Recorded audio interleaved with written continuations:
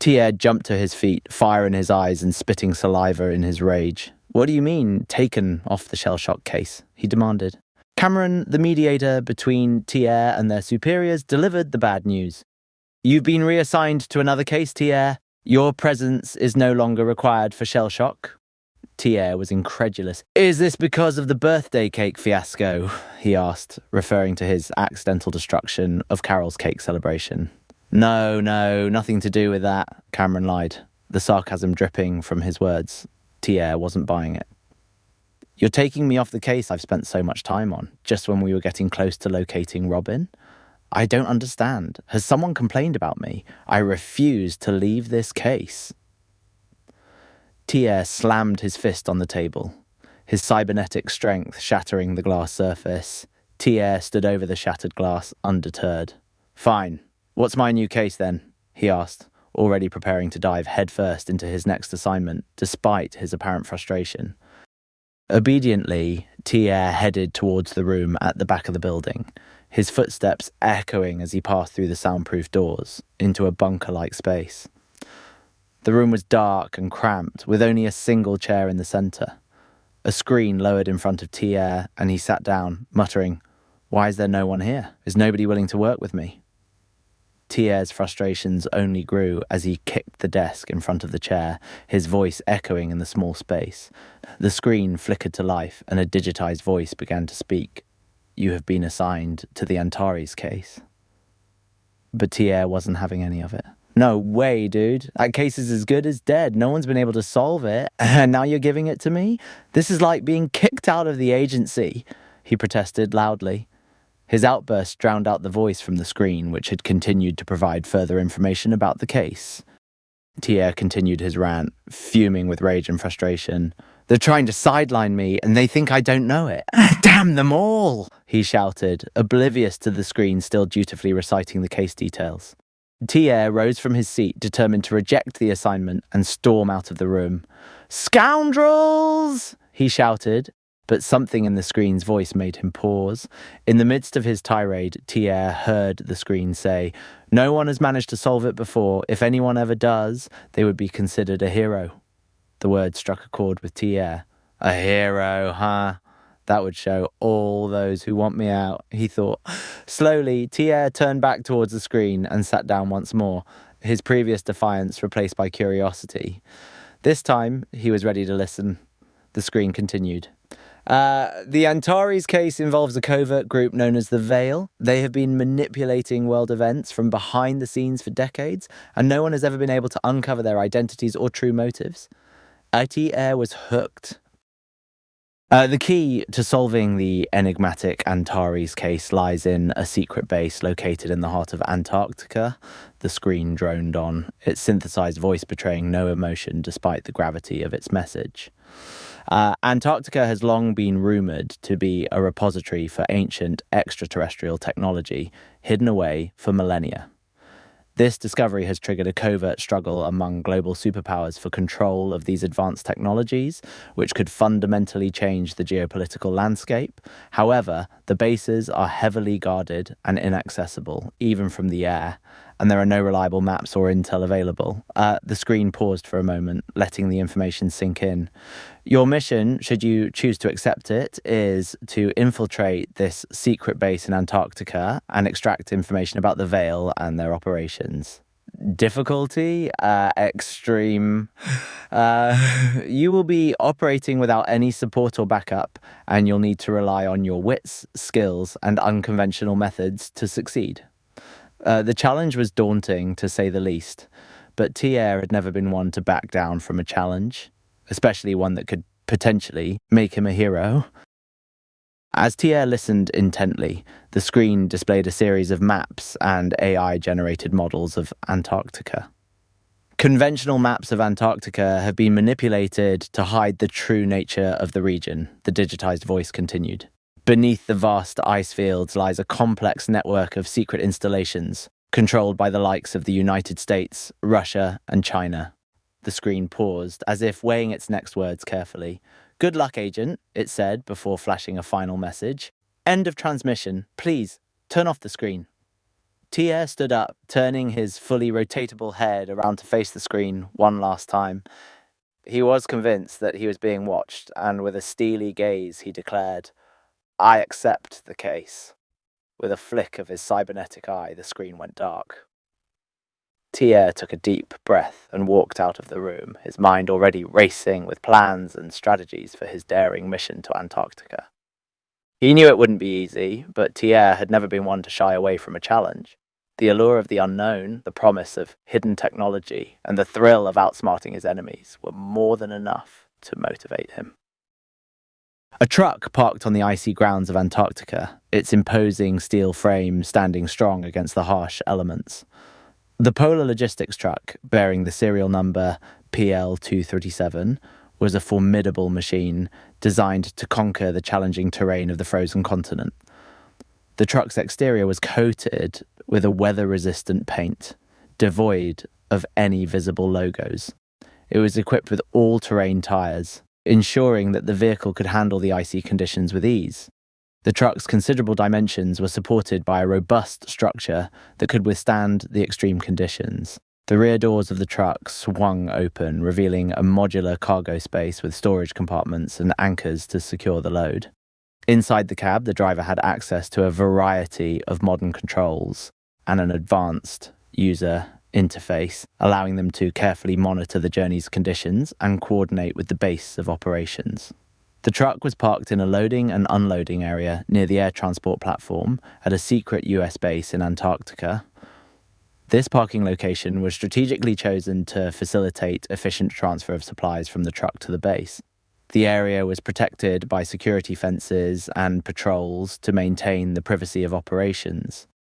Nearby, other vehicles from the Polar Logistics fleet were parked in an orderly and organised manner. The truck was part of a fleet of supply vehicles that ostensibly belonged to a logistics company, Polar Logistics, which supposedly specialised in transporting supplies to scientific research stations in Antarctica. This particular truck, PL237, originated from a warehouse in a coastal US city. The supply operation was apparently sponsored by Polar Logistics, which had a history of government contracts to facilitate the transportation of equipment and provisions to research stations in Antarctica. The recorded destination for this truck was the Polar Science Station in Antarctica, a facility that appeared in official records as an advanced research centre focused on climate and geological studies. The truck carried a standard assortment of supplies, including food, research equipment, and seemingly innocuous technological components. The shipment was officially registered as essential scientific supplies. As the truck came to a stop on the icy surface, a team of heavily bundled up workers began unloading the heavy boxes from within. Amidst the commotion, Tier emerged slowly and silently, his invisibility and noise-dampening abilities cloaking him effectively. Tier moved carefully, his every step calculated to avoid drawing attention. The cold temperatures didn't faze him. His cybernetic enhancements allowed him to adapt to extreme environments. He stayed close to the workers, blending in with the activity and using it as cover for his own movements. As he approached the base's entrance, Tier activated his ocular implants, scanning the area for any signs of surveillance or security measures. His gaze swept across the facility, analysing the layout and identifying potential entry points. He remained vigilant, knowing that any misstep could compromise his mission.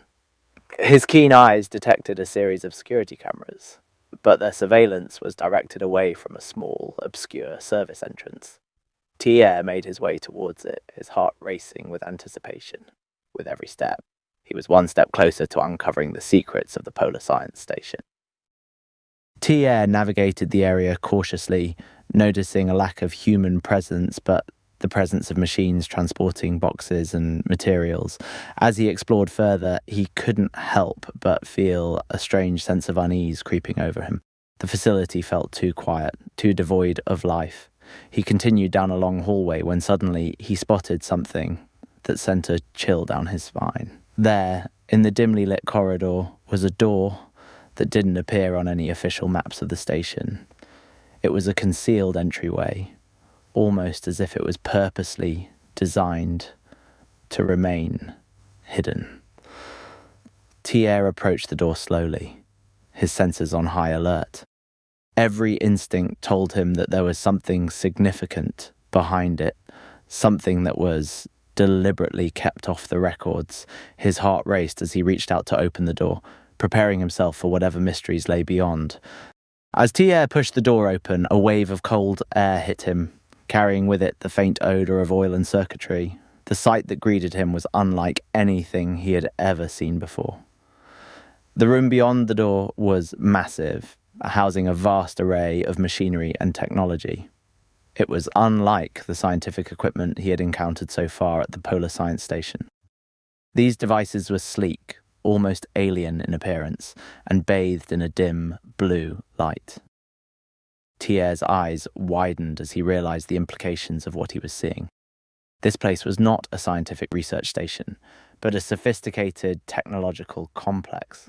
He quickly realized that the essential scientific supplies he had brought were likely just a cover for something far more clandestine.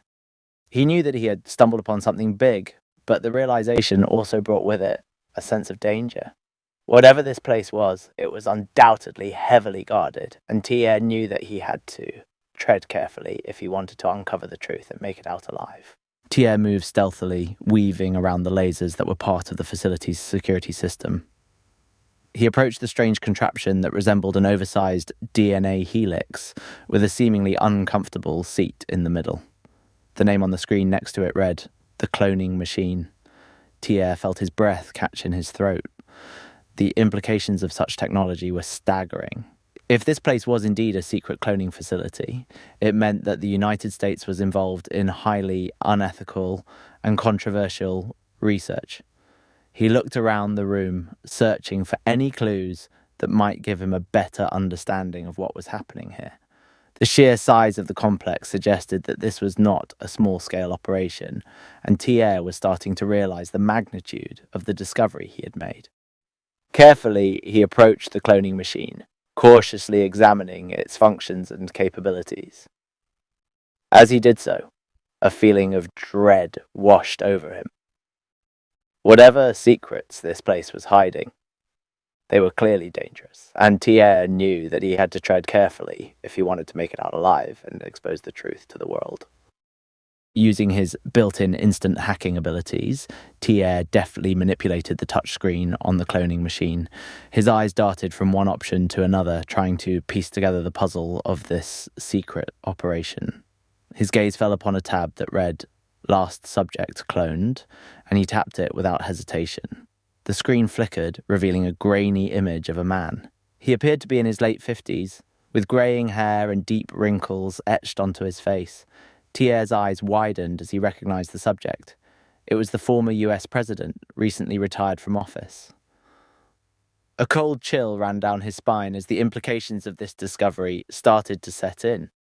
Why would the United States be cloning a former president? What was the purpose of such a highly unethical and covert operation? These questions swirled in Thiers' mind as he realized that he had stumbled upon something far more sinister than he could have ever imagined. Knowing that he had to uncover the truth, Thiers took a deep breath and steeled his resolve. Thiers' acute hearing detected a distant voice over the radio, seemingly unaware of his presence.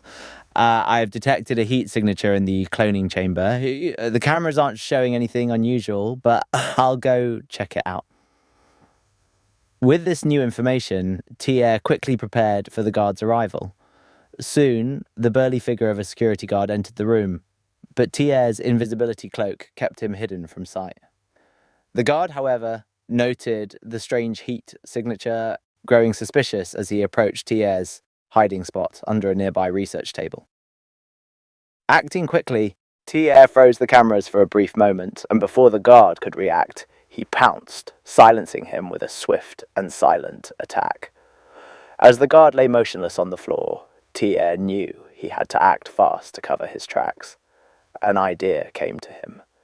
Instead of disposing of the body, he could use the cloning machine to create a copy of the guard. This way, it would appear as if the guard had never gone missing.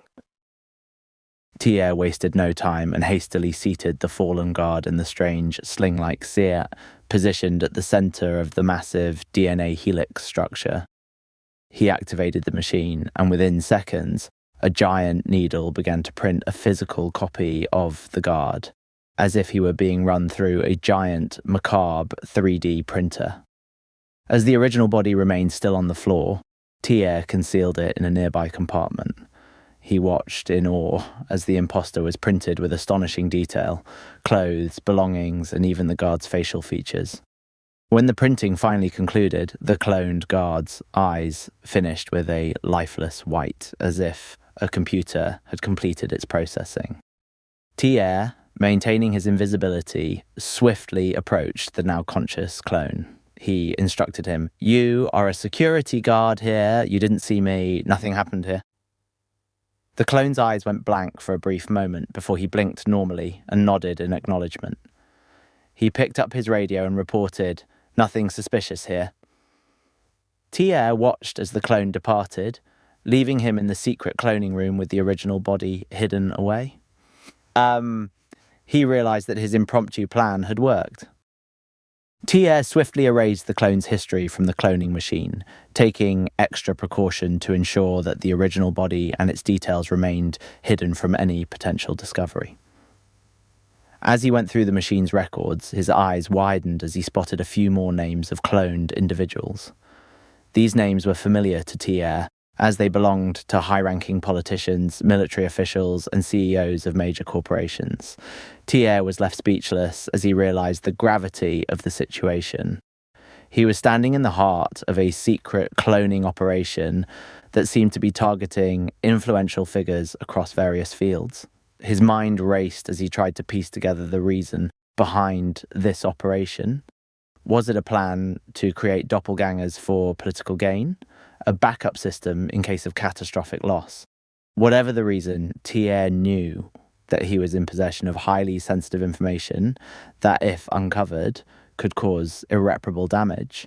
He checked the cloning machine's configuration settings and found a protocol for the clones to retain their original memories, allowing them to effectively replace their original counterparts. The implications of this discovery were staggering. Thiers moved deeper into the lab, his keen eyes catching sight of a holographic display protected by a password. Undeterred by the security measure, he activated his integrated hacking capabilities, quickly bypassing the lock. The display flickered to life, revealing a wealth of data about the cloning machine's activities. However, the information was heavily encrypted, and Thiers had to activate his internal decryption implants to make sense of the data. Among the data, he discovered that one of the clones was none other than the CEO of Cyberob, a leading AI company, Lauren Alves. Alves had recently resigned after purportedly discovering the company's secret agenda, only to be reinstated shortly thereafter. Thiers began to suspect that the CEO who had been reinstated was, in fact, the clone. This chilling revelation seemed to confirm Thiers' suspicions that the cloning operation was part of a much larger conspiracy, one that sought to infiltrate high levels of government and industry. He knew that if his mission were to succeed, he would have to navigate these dangerous waters with extreme caution. He downloaded the data onto a secure storage device, making sure to cover his tracks so as not to alert any monitoring systems. Thiers' curiosity piqued. He carefully peered into the control room adjoining the cloning chamber and discovered a small, inconspicuous door that looked like a storeroom entrance. However, when he opened it, he was astonished to find an expansive area with bodies hanging from the wall on hooks. The bodies resembled robots with helmets and wings, each bearing a label beneath them, revealing their names and specifications. The most striking detail was their diversity. Some seemed almost insect-like, while others were more humanoid in shape, but Thiers couldn't help but be awestruck by the sight. He had stumbled upon a hidden facility that was developing what appeared to be robotic avatars or drones. As he surveyed the room, his mind reeled with questions. Were these supposed to be operated by humans? If so, what purpose could they possibly serve? Were they meant to replace humans in dangerous situations? Or perhaps even replace humans entirely? He quickly realized that the cloning machine and this robotic hangar were connected, and whatever was happening here was far beyond any conventional scientific research. So this place was the epicenter of something far more sinister, and Thiers knew that he would have to delve deeper to uncover the truth. Thiers approached the robotic avatars, his gaze scanning the labels and specifications as he moved through the hangar. He was careful to keep an eye on the diminishing storage space within his internal reservoir, knowing that he would have to find a way to empty it soon. As the cyborg, Thiers had undergone a complete procedure that transformed him into a human-machine hybrid. He didn't remember much about his past, but his fellow operatives at Savnet had explained that his memory loss was common in such procedures. They also revealed his true identity, not his codename T-Air, but Arnold Jordan. The Savnet agents explained that Arnold had volunteered for this experimental cyborg transformation due to his ambition and desire to serve as a spy for their organization. They showed him the paperwork bearing his signature, proving his consent for the procedure.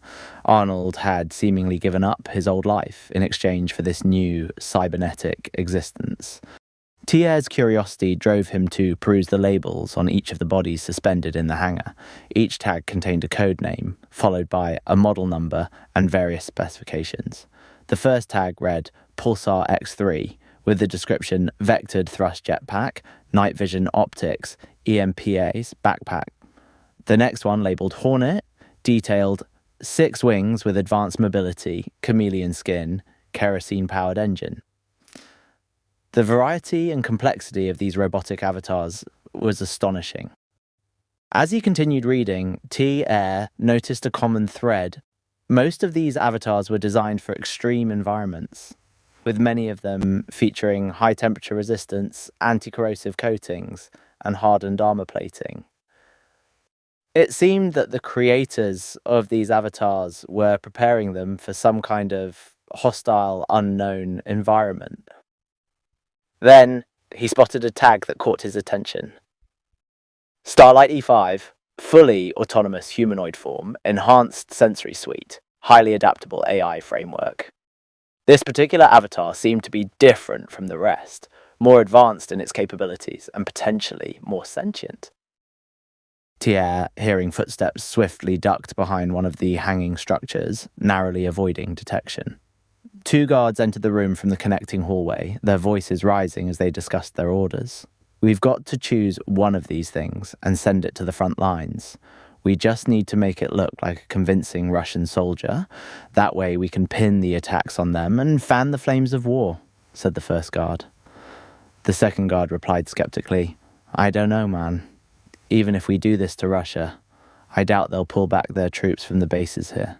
Even if they reduce the numbers, will that really give us a chance to slip in? I don't think so. The first guard persisted. We've got to try. Whatever they have there is big. Rumour has it they're working with the Chinese on something.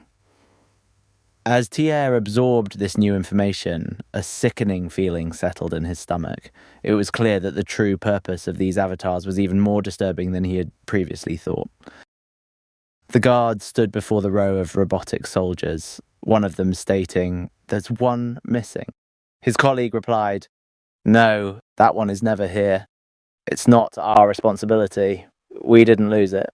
The first guard mused, still reading the specs. It seems like this one would be quite the wonder. Too bad we never got to see it in action. Just then, their radios crackled to life with a new order. Proceed to the East Wing immediately. With that, they left the hangar, leaving Thiers alone once again. Thiers cautiously moved to the spot where the guards had been standing and found a vacant slot where the missing robot should have been. As he examined the space, his systems seemed to slow down. There, in place of the missing avatar, hung a label with his own codename. Thiers Tier 1. Fully equipped model, a robust, multifunctional machine capable of nearly everything, with the sole exception of navigating autonomously in the air.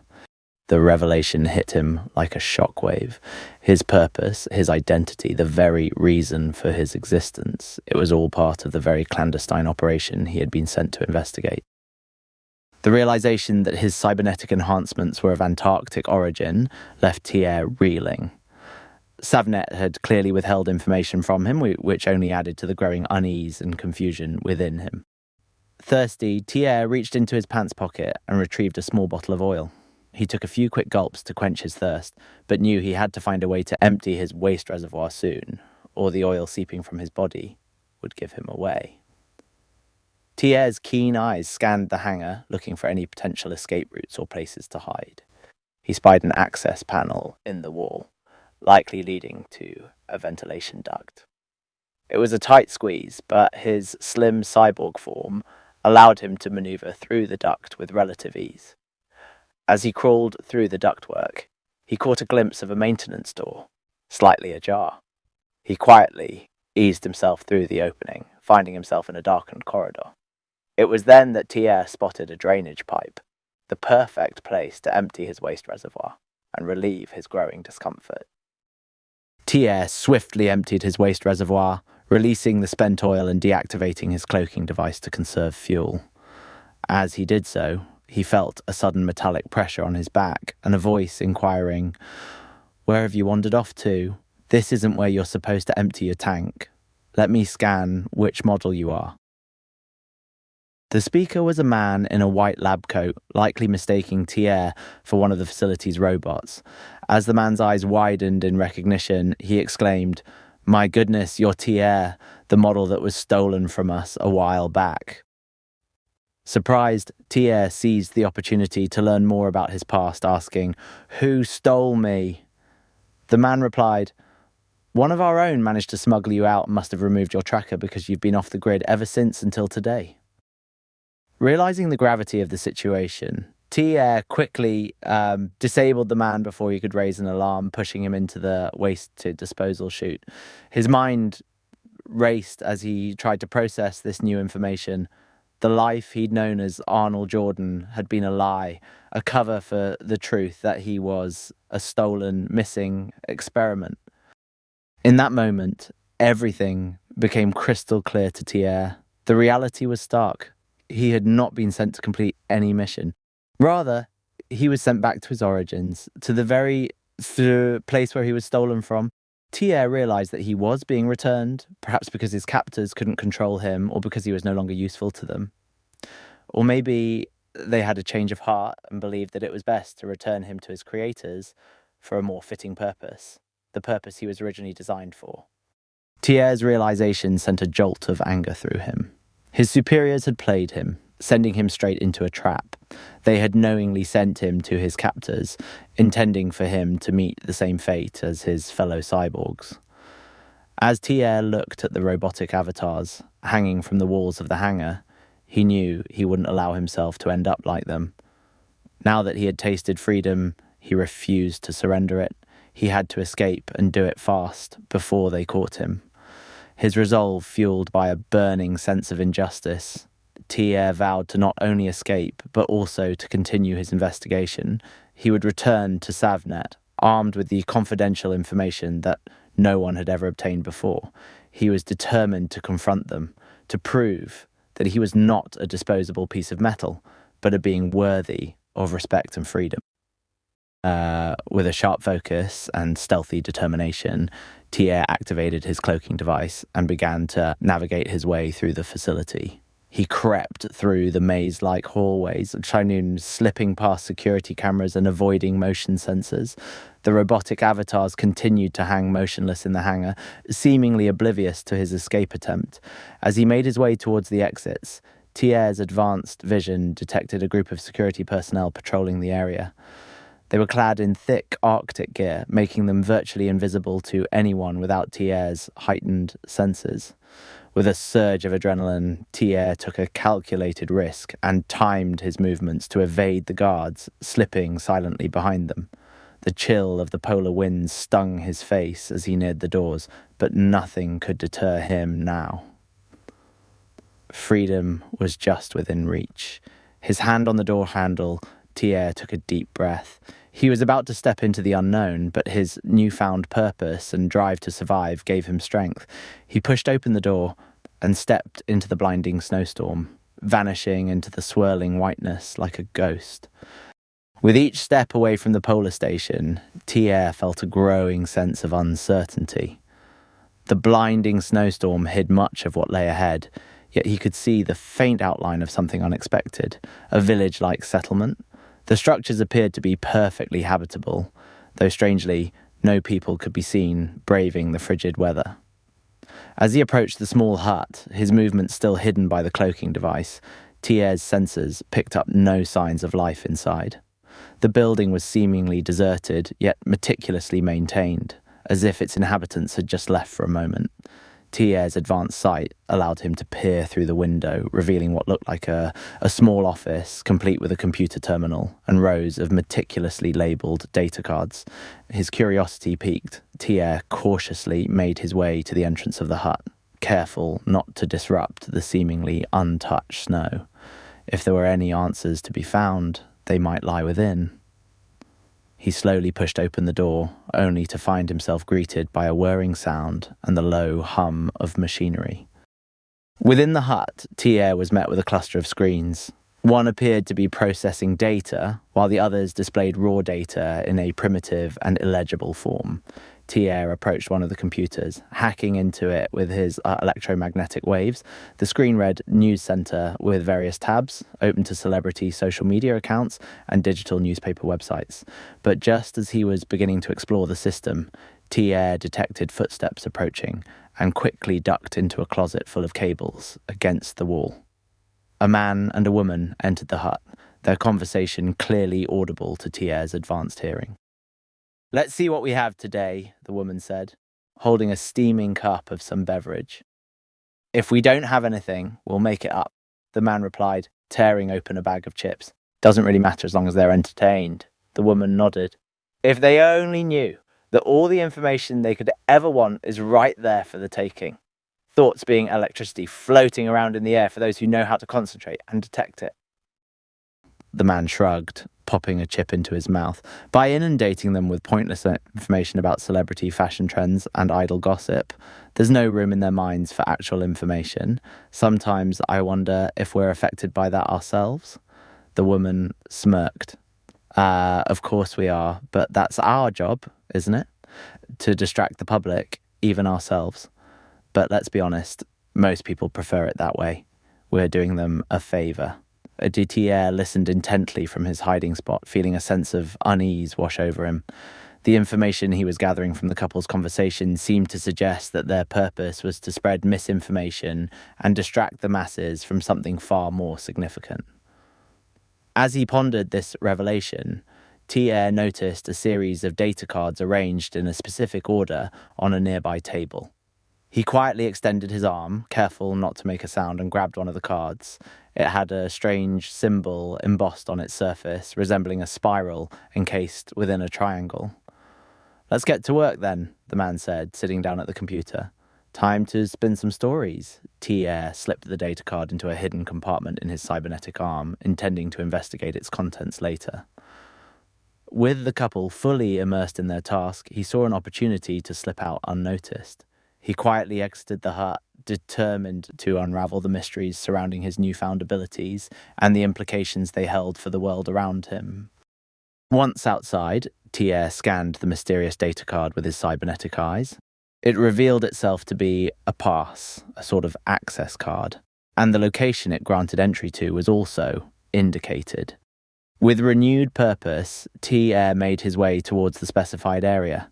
However, as he approached, he noticed a series of guards and security measures in place. Even with his cloaking device, it would be nearly impossible to pass through the checkpoint without physically bumping into the guards, whose training would surely alert them to his presence despite his invisibility. Thiers realized he would have to create a distraction and take out the guards one by one, hiding their bodies as he went. He seized an opportunity when a small group of maintenance workers passed by, clad in uniform. Seizing the chance, he incapacitated one of them and quickly donned the worker's uniform, blending in with the group. Thiers discreetly followed the workers into the complex, which resembled a factory with a smoking chimney. The sound of machinery was deafening. but the constant bustle of the workers provided ample cover for Thiers to sneak inside through a maintenance door. The interior was a maze of passageways, conveyor belts, and storage units. Thiers' heightened senses allowed him to distinguish the muffled sounds of conversations and the clank of machinery echoing throughout the complex. He carefully navigated his way through, avoiding security checkpoints, until he finally came upon a pair of massive metal doors. As he approached, he heard a voice coming from behind them. "We're almost finished with the next batch. Should be ready to ship out within the hour." "Good," replied another voice. "We can't afford any more delays. The customers are getting restless." Thier's curiosity was piqued. What was being manufactured behind those doors? Whatever it was, it seemed important enough to warrant secrecy and tight security. Gathering his courage, he waited for the right moment to slip through the doors. Ensuring his oil levels were still high, Thiers activated his cloaking device and silently slipped through the heavy doors when an unsuspecting worker stepped out. The chamber he found himself in was unlike anything he had ever seen. Rows of robotic limbs hung from the ceiling, twitching sporadically as if they were alive. A vast array of computers and machinery filled the room, with screens displaying data in rapid succession. At the heart of the chamber stood a strange circular structure with a glowing blue sphere at its centre. Thiers cautiously moved around the periphery, careful not to disturb the sensitive instruments. The blue sphere pulsated with a strange energy, radiating waves of electricity that seemed to be directly connected to the robotic arms. As Thiers observed this strange setup, he caught snatches of conversation between two scientists on the other side of the chamber. "Are you sure the mind transfer is stable?" one of them asked, his voice betraying a hint of nervousness. "It's as stable as it's ever been," the other replied. "The customer will be pleased with the quality of this one." Thiers' curiosity was piqued. Mind transfer? Intrigued and determined to discover more, Thiers crept towards one of the screens, using his advanced cybernetic vision to zoom in. The screen displayed a series of equations and diagrams, the likes of which Thiers had never seen before. Despite his advanced knowledge and understanding of technology, the complexity of the data on the screen was mind-boggling. However, he did manage to piece together a few snippets of information.